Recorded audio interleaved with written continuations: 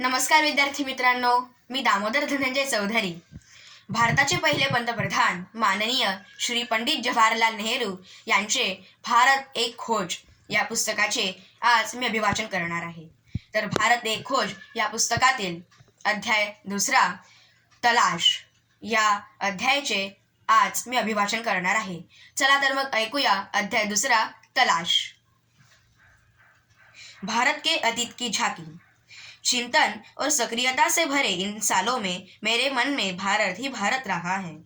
इस बीच में बराबर उसे समझने और उसके प्रति अपनी प्रतिक्रियाओं का विश्लेषण करने का प्रयास करता रहा हूँ. मैं अपने बचपन की ओर लौटा और यह याद करने की कोशिश की कि मैं तब कैसा महसूस करता था. मेरे विकासशील मन में इस अवधारणा ने कैसा अस्पष्ट रूप ले लिया था और मेरे ताज़ा अनुभव ने उसे कैसे संवारा था. अपने भौतिक और भौगोलिक पक्षों के अलावा आखिर यह भारत है क्या? अतीत में यह किस विशेषता का प्रतिनिधित्व करता था? उस समय उसे शक्ति देने वाला तत्व क्या था? उसने अपनी उस प्राचीन शक्ति को कैसे खो दिया? क्या उसने इस शक्ति को पूरी तरह खो दिया है? विशाल जनसंख्या का बसेरा होने के अलावा क्या आज उसके पास कुछ बचा है जिसे जानदार कहा जा सके? आधुनिक विश्व से उसका तालमेल किस रूप में बैठता है?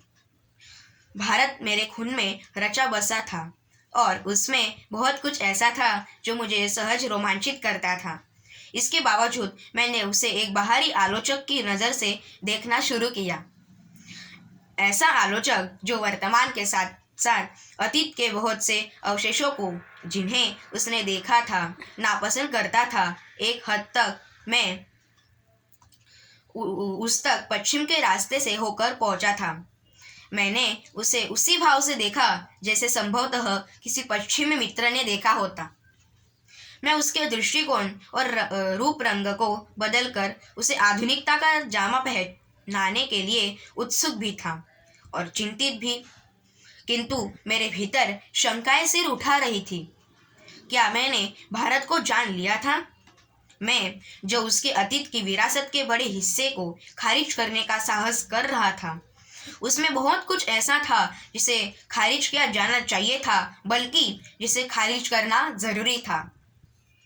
लेकिन अगर भारत के पास वह कुछ नहीं होता जो बहुत जीवंत और टिकाऊ रहा है, वह बहुत कुछ जो सार्थक है, तो भारत का वह वजूद नहीं होता जो असंदिग्ध रूप से आज है और वह हजारों वर्ष तक अपने सभ्य अस्तित्व की पहचान इस रूप में कदापि बनाए नहीं रख सकता था.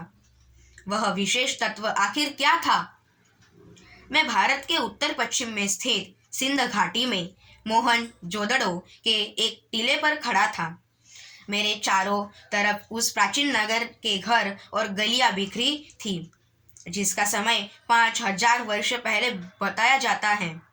साथ ही यह भी कहा जाता है कि वहाँ एक प्राचीन और पूर्णतः विकसित सभ्यता थी. प्रोफेसर चाइल्ड ने लिखा है कि सिंधु घाटी सभ्यता एक विशेष पर्यावरण के साथ मानव जीवन के बेहतरीन समायोजन का आदर्श नमूना है जिसे वर्षों के धीरतापूर्ण प्रयास से ही हासिल किया जा सका होगा. यह स्थायी रूप से टिका रहा. इसकी विशेषता है इसका ठेठ भारतीयपन और यही आधुनिक भारतीय सभ्यता का आधार है.